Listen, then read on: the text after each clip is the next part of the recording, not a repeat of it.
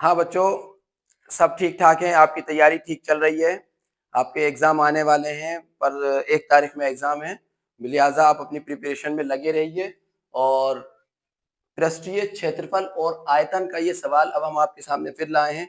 इन्हें सबको बहुत ध्यान से तैयार कर लीजिए, बहुत इंपॉर्टेंट है। इनमें से बहुत कुछ आएंगे। तो अब इस क्वेश्चन को शुरू करते हैं, आप ध्यान से समझिएगा। ये कहा एक शंकु के आधार की त्रिज्या 3.5 सेंटीमीटर है। शंकु जो होता है वो जैसे जोकर की टोपी होती है, उसी शेप की एक आकृति होती है। बर्थडे केक होता है जिस आकार के, उसी आकार की एक आकृति होती है जिसे शंकु कहते हैं। या वो जो हम कॉर्न वाली आइसक्रीम खाते हैं वो होता है शंकु के आकार का।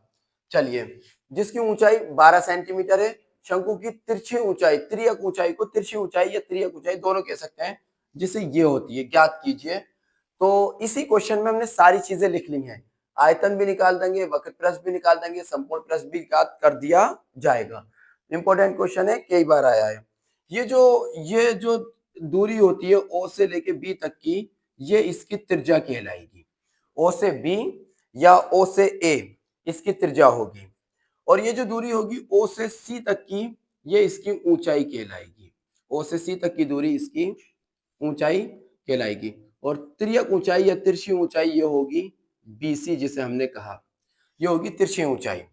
यहाँ कहा एक शंकु के आधार की त्रिज्या 3.5 सेंटीमीटर है, तो ये हो जाएगा 3.5 सेंटीमीटर।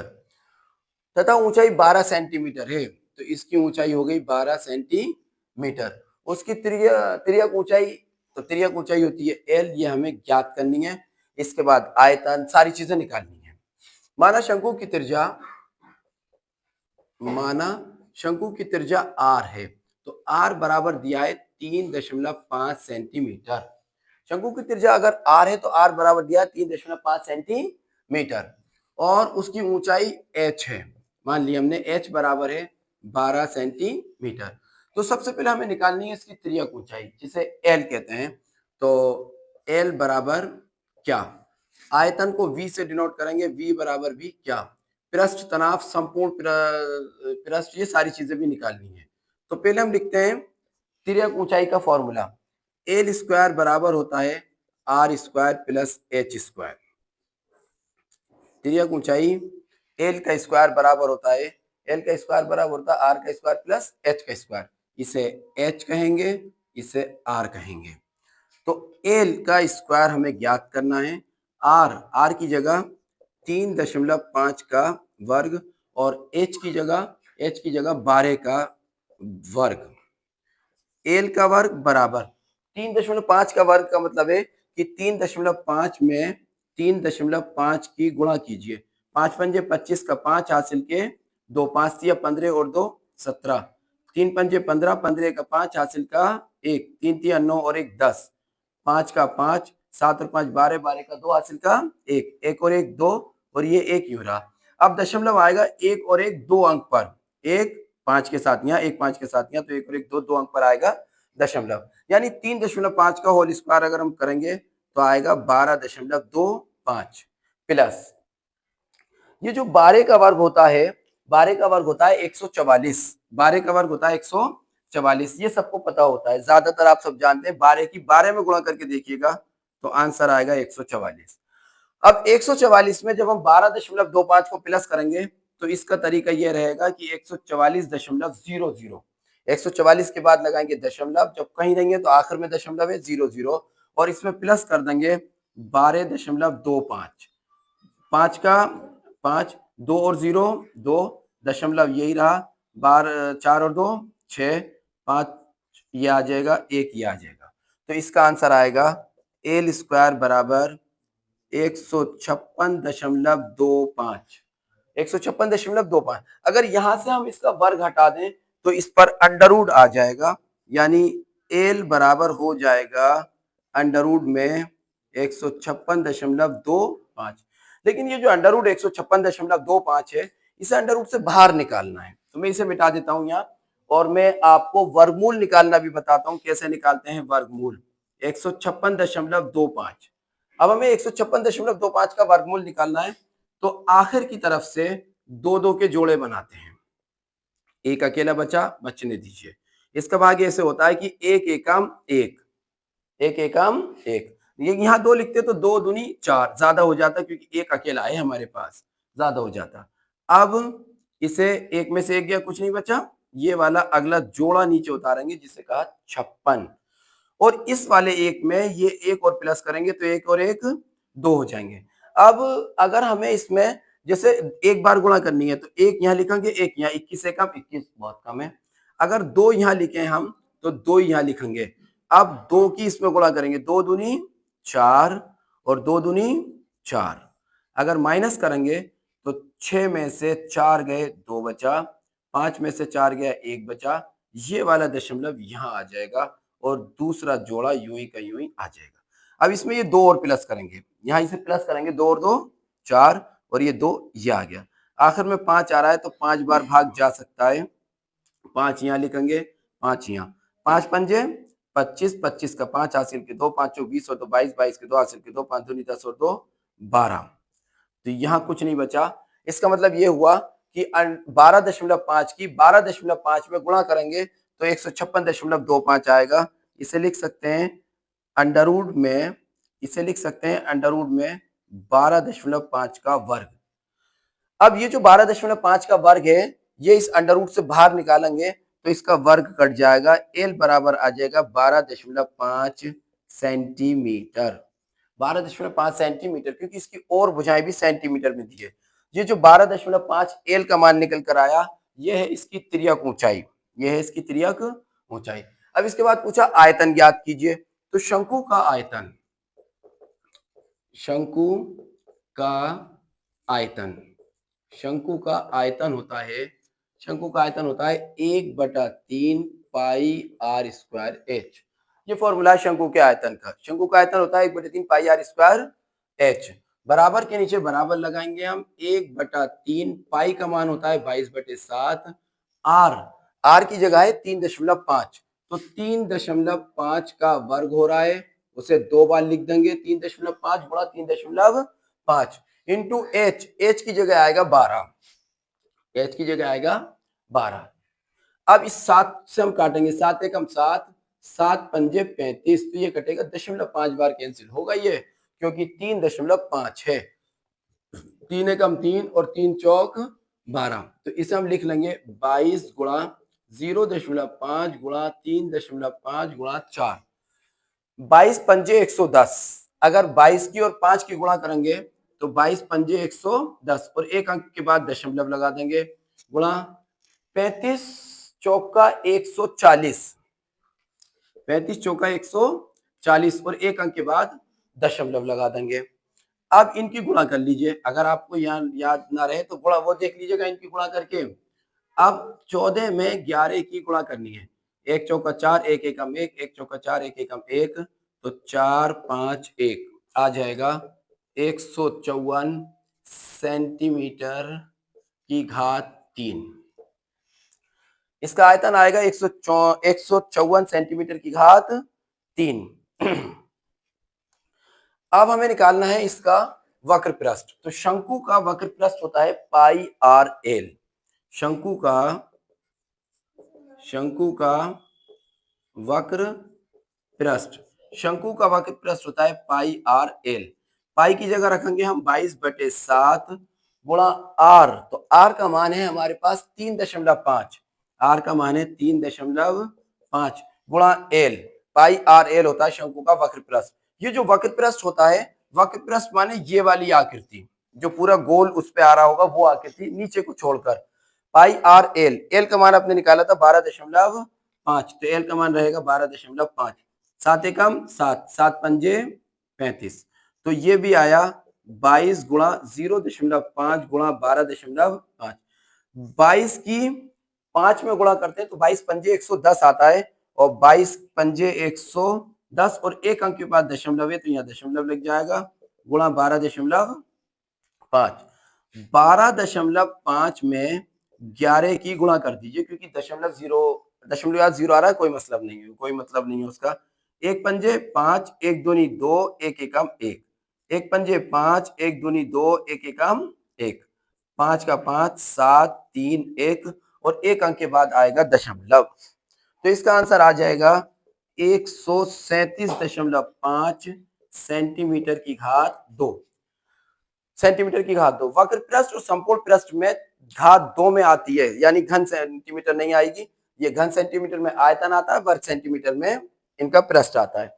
अब ये हमारे पास एक चीज और बची है, और वो है इसका संपूर्ण पृष्ठ, वेलन का, शंकु का संपूर्ण पृष्ठ। तो शंकु का संपूर्ण पृष्ठ हम यहां निकाल देते हैं। शंकु का संपूर्ण पृष्ठ,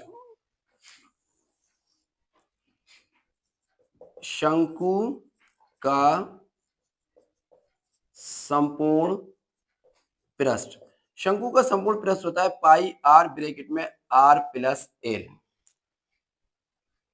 पाई आर ब्रैकेट में आर प्लस एल, ये होता है शंकु का संपूर्ण पृष्ठ, पाई आर ब्रैकेट में r plus l. Pi r l तो ये हो जाएगा जो वक्र पृष्ठ है, और पाई आर स्क्वायर इसके आधार का क्षेत्रफल हो जाएगा। तो पाई की जगह रखा 22/7 गुणा आर, आर की जगह 3.5, और ब्रैकेट में आर की जगह 3.5 और एल की जगह 12.5, जैसा कि हमने यहाँ ज्ञात किया था। अब 7 एकम 7 और 7 पंजे 35, तो कितना बचा?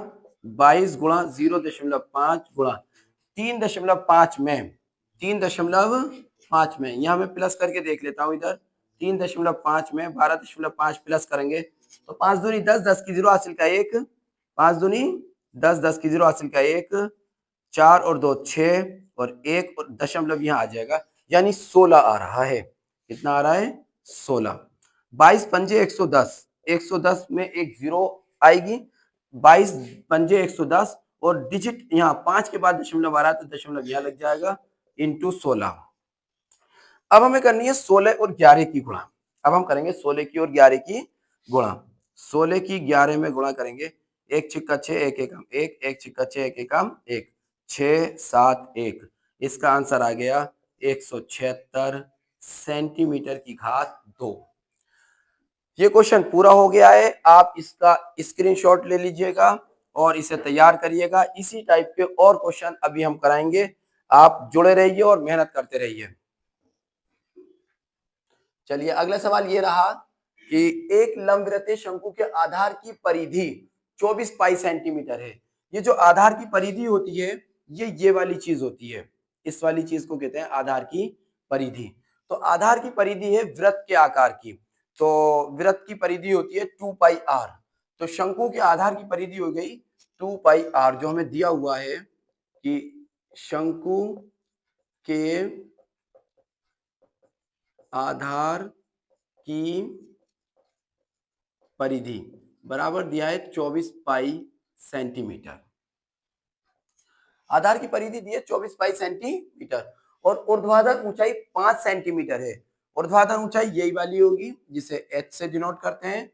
तो ऊंचाई h बराबर है कितना?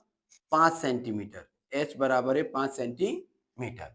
चलिए अब हम लिखते हैं, चूंकि शंकु के आधार की परिधि बराबर होती है 2 पाई आर। ये फॉर्मूला होता है शंकु के आधार की परिधि का, 2 पाई आर। और शंकु के आधार की परिधि तुम्हें दी है उसने 24 पाई, उसने दी है तुम्हें 24 पाई। तो परिधि के नीचे लिखेंगे 24 पाई बराबर 2 पाई आर। इस पाई से ये पाई कैंसिल हो जाएगा, पाई से पाई कैंसिल हो जाएगा। 2 1 2 और 2 1 2, 2 2 4, 2 एकम 2, इसे कैंसिल करेंगे, 2 एकम 2, 2 दूनी 4, इधर इधर कैंसिल हो जाएंगे क्योंकि प्लस माइनस नहीं आ रहा। यहाँ बचा 12 इज इक्वल टू आर, लिहाजा आर इज इक्वल टू आ गया 12 सेंटीमीटर। आर बराबर आ गया 12 सेंटीमीटर। अब हमने क्या निकाल लिया इससे? आधार की त्रिज्या ज्ञात कर ली। शंकु के आधार की त्रिज्या ज्ञात हो गई, तो क्या कह रहा है? शंकु का आयतन ज्ञात कीजिए। तो शंकु का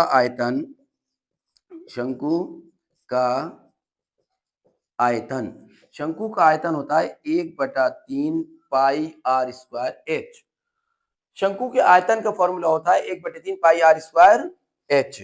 शंकु के आयतन का फॉर्मूला है 1/3 पाई। पाई की जगह चाहे तो पाई रहने दीजिए, वरना पाई की जगह 22/7 रख सकते हैं, या पाई की जगह 3.14, जो दे वो जरूरी है, और ना दिया है तो रख भी दीजिए, ना रखें तो भी कोई बात नहीं। चलिए हमने रख दिया 22/7। आर की जगह 12 का वर्ग, और एच की जगह है 5। एच की जगह है 5। 1/3 ऐसा ही रहेगा जैसा दिया हुआ है। 1/3 ऐसा ही रहेगा जैसा दिया हुआ है। 22/7 ऐसा ही रहेगा जैसा दिया हुआ है। मल्टीप्लाई 12 का वर्ग, अगर 12 की 12 में गुणा करेंगे तो आएगा 144। 12 की 12 में गुणा करेंगे 144, और 5 एज इट इज रहेगा जैसा दिया है, क्योंकि 5 पर वर्ग नहीं हो रहा। ना तो 3 से कोई संख्या ऊपर की कट रही है, ना ही 7 से कोई संख्या ऊपर की कट रही है, तो आप इनकी गुणा कर लें, 22 की, 144 की और 5 की, तो 22 पंजे 110। 22 पंजे 110, और 110 में गुणा करेंगे अब हम 144 की। ये ऊपर वाला, ऊपर की गुणा हो रही है, 22 पंजे 110, 110 में 144 की गुणा करेंगे तो 4 0 0, 4 एकम 4, 4 एकम 4, फिर 4 0 0, 4 एकम 4, 4 एकम 4। अब दो बार क्रॉस लगाएंगे, 1 0 0, 1 एकम 1, 1 एकम 1, 0 का 0, 4 और 0 4 रहेगा, 4 और 4 8 हो जाएगा, 4 और 1 5 हो जाएगा, और ये 1 हो जाएगा। इसमें कहीं कोई दशमलव नहीं आ रहा, तो इसका आंसर हो जाएगा 15,840/7 और ये निकाला क्या है हमने, आयतन। आयतन होता है या तो इस सेंटीमीटर में दिए भुजा तो सेंटीमीटर की घात 3, वरना इसे आप ऐसे भी लिख सकते हैं, घन सेंटीमीटर। घन सेंटीमीटर, ये इसका आयतन हो गया। इसे भी आप नोट कर लीजिए, और अभी क्वेश्चन कराते हैं। कुछ क्वेश्चंस ये आपके सामने और हैं, इन्हें अभी बहुत ध्यान से देखिए। यदि एक गोले के वक्र पृष्ठ की माप 36 पाई सेंटीमीटर की घात 2 है, गोले का वक्र पृष्ठ हो या संपूर्ण पृष्ठ हो, इसका मान एक ही होता है, जिसे 4 पाई आर स्क्वायर कहते हैं। गोला माने ऐसे समझिए जैसे फुटबॉल है, फुटबॉल पे हमें पूरी पे कलर करना है, तो जब हम फुटबॉल पे पूरी पे कलर करेंगे तो वो एक ही पृष्ठ होगा, संपूर्ण पृष्ठ हो या वक्र पृष्ठ हो, वो एक ही पृष्ठ होगा, तो इसे गोले का पृष्ठ भी कहा जा सकता है। यहाँ इन्होंने वक्र पृष्ठ कहा है, 2024 में, 23 में, 22 में ये क्वेश्चन पूछा गया है, तो मैंने वक्र पृष्ठ ही लिखा है इस वजह से। चलिए, गोले का वक्र पृष्ठ दिया है आपको, गोले का वक्र पृष्ठ बराबर दिया है 36 पाई सेंटीमीटर की घात 2। ये जो गोला बना हुआ है इसका पूरा वक्र पृष्ठ, जैसे फुटबॉल है उसका पूरे पे कलर करना है एक तरीके से, वो उसका वक्र पृष्ठ होगा। और गोले का वक्र पृष्ठ जो फॉर्मूले के अकॉर्डिंग होता है वो होता है 4 pi R square. 4 pi R square बराबर दिया है 36 पाई। 4 पाई आर स्क्वायर बराबर दिया है 36 पाई, तो पाई से पाई कैंसिल हो जाएगा, 4 एकम 4 और 4 नीम 36, तो आर स्क्वायर बराबर 9, आर की घात 2 बराबर 3 की घात 2। 3 की घात 2 का मतलब होता है 3 तिया 9, आर की घात 2 बराबर 3 की घात 2, घात 2 से घात 2 कैंसिल हो जाएगी, तो आर बराबर आ जाएगा 3 सेंटीमीटर। तो गोले का आयतन ज्ञात कीजिए। गोले का आयतन होता है, गोले का आयतन, गोले का आयतन होता है 4/3 पाई आर की क्यूब। 4/3 पाई आर की क्यूब। ये 4/3 अपनी जगह पर रहेगा जैसा है, पाई की जगह 22/7 रख देंगे, और आर की क्यूब का मतलब है कि 3 की घात 3 कर देंगे, 3 की घात 3 कर देंगे, तो 4/3 ये रहेगा, 22/7 ये रहेगा, और 3 की घात 3 को हम ऐसे लिखते हैं 3 गुणा 3 गुणा 3। किसी भी संख्या पर जितनी घातें हों उन्हें उतनी बार लिखा जा सकता है, तो इस 3 से ये 3 कट जाएगा। अब इस वाले 7 से ना ये 4 कट रहा, ना ये 22 कट रहा, ना ये कट रहे, तो रहने दीजिए, इनकी गुणा कर लीजिए। 22 की 4 में गुणा करेंगे तो 22 चौक 88, 3 तिया 9 बटे में 7। अब 88 की 9 में गुणा कर लीजिए, 88 की 9 से मल्टीप्लाई करेंगे तो 9 अट्ठे 72, 72 का 2 हासिल के 7, 9 अट्ठे 72, और 72 और 7, 7 और 2 9, 7 का 7, 79 आ गया। इसका आंसर आया 792 792/7 और ये निकाला है आयतन। तो आयतन की घात होती है 3। आयतन की जो भी यूनिट है उस पे घात लगती है 3। तो इसका आंसर आ गया 792/7 सेंटीमीटर की घात 3। ऐसे भी चल सकता है ये, वरना डिवाइड करेंगे तो पॉइंटों में आ जाएगा। वो भी सही है, ये भी सही है। अगला क्वेश्चन है एक घन का आयतन। घन जो होता है उसकी सारी भुजाएं बराबर होती हैं। जैसे लूडो का दाना होता है उसे घन कहते हैं। लूडो के दाने की सारी साइड्स बराबर होती हैं, वो घन कहलाता है। एक घन का आयतन है 1331 सेंटीमीटर की घात 3। तो इसका संपूर्ण पृष्ठ ज्ञात कीजिए। घन का आयतन होता है भुजा की घात 3। घन का आयतन, घन का आयतन बराबर होता है भुजा की घात 3। यानी इसकी तीनों भुजाएं बराबर होती हैं, लंबाई चौड़ाई और ऊंचाई तीनों बराबर होती हैं, इसलिए घन का आयतन भुजा की घात 3 होता है। तो घन का आयतन दिया है वहां आपको 1331 बराबर भुजा की घात 3। 1331 बराबर भुजा की घात 3। ये जो 1331 है इसका, इसके प्राइम फैक्टर करके देख लेते हैं। 1331 के ये सिर्फ और सिर्फ कटेगा 11 से, बाकी किसी नंबर से नहीं कटेगा। तो 11 एकम 11 बचे 2 हो गए 23, 11 दूनी 22 बचा 1, 11 एकम 11, 11 एकम 11 बचा 1, 11 एकम 11, फिर 11 एकम 11, ये आ रहा है 11 की घात 3। 1331 आ रहा है 11 की घात 3 बराबर भुजा की घात 3। इस घात 3 से ये घात 3 कट जाएगी, तो 11 बराबर आ जाएगा भुजा। यानी भुजा का मान आ गया, भुजा का मान आ गया 11 सेंटीमीटर। सेंटीमीटर में दिया है तो सेंटीमीटर ही इसका मात्रक होगा। इसका संपूर्ण पृष्ठ ज्ञात कीजिए। तो घन का संपूर्ण पृष्ठ, घन का संपूर्ण पृष्ठ, घन का संपूर्ण पृष्ठ होता है 6 इंटू भुजा की घात 2। घन का संपूर्ण पृष्ठ होता है 6 इंटू भुजा की घात 2। तो 6 को तो हम यहीं लिखा रहने देंगे जहां है, और मल्टीप्लाई भुजा की घात 2 यानी 11 की घात 2। तो 6 तो यहीं रहेगा, 11 की घात 2 यानी 11 की 11 में गुणा करेंगे तो 121 आएगा। और अब 6 की इसमें गुणा कर देंगे, 6 कम 6, 6 दूनी 12, 12 का 2 हासिल का 1, 6 कम 6 और 1 7 सेंटीमीटर की घात 2। पृष्ठीय क्षेत्रफल हो, संपूर्ण पृष्ठीय क्षेत्रफल हो, वक्र पृष्ठीय क्षेत्रफल हो, तो क्षेत्रफल के आयतन में उसमें यूनिट में घात 2 लगती है। आप इसका स्क्रीनशॉट ले लीजिए, इन्हें तैयार कर लीजिए। अगर कोई डाउट आता है तो मुझे कमेंट्स में देके मुझसे पूछ लीजिए। इन्हें तैयार करिए आप।